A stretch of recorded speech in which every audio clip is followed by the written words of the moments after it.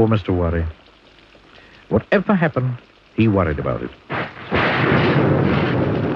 If it rained, he worried that his roof was going to leak. If it didn't rain, he worried that all the plants in his garden were going to die. If he set off shopping, he worried that the shops would be shut when he got there. And when the shops weren't shut when he got there, he worried that he was spending too much money shopping.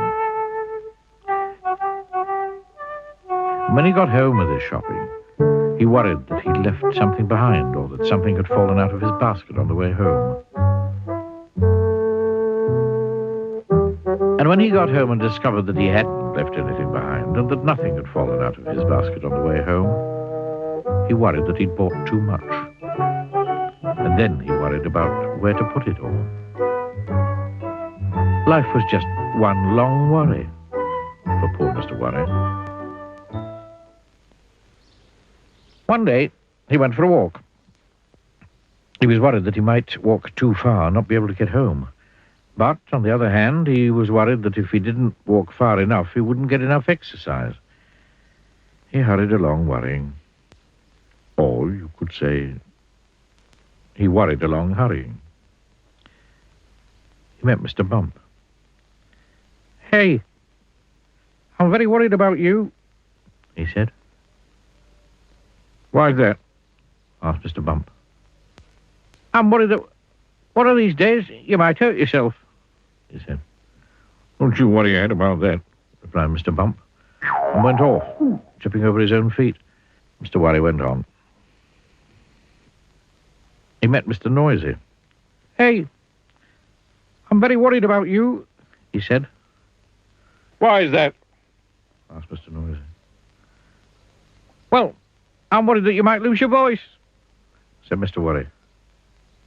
"Don't you worry ahead about that," said Mr. Noisy, and went off. Clump, clump, clump, clump, clump, clump, clump, clump, clump. Mr. Worry went on.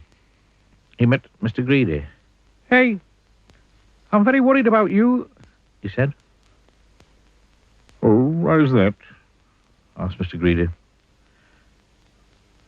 "Well, I'm worried that you might eat too much and be sick," explained Mr. Worry. "Me?" replied Mr. Greedy. "Eat too much?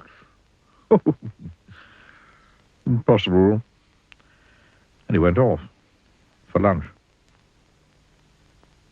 Mr. Worry went on. He met a wizard. "Hello," said the wizard. "Who are you?" "I'm Mr. Worry." "And you look it," commented the wizard. "I tell you what," he went on, for he was a helpful sort of wizard.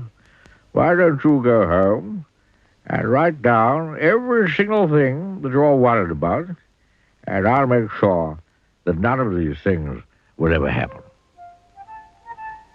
And then you won't have anything to worry about, will you?" Mr. Worry smiled. It was the first time he'd smiled in a long time. In fact, it was the first time he'd smiled that year. He hurried home in great excitement.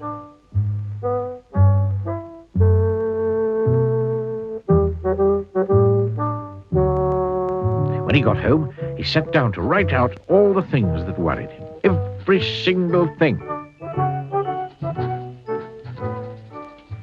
It was a long list.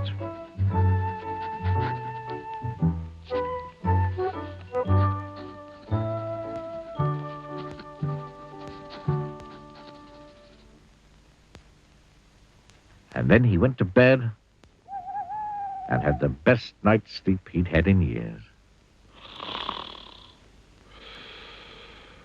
The following morning, the wizard came round to collect Mr. Worry's list. "My goodness me," he said, when he saw the size of it. "However," he said, "leave it to me. I'll go off and make sure that none of these things will ever happen." And off he went. "Nothing to worry about now," he called over his shoulder. "Nothing at all." Mr. Worry, heaved a sigh of relief. That day was the first day in Mr. Worry's life that he didn't have a single thing to worry about.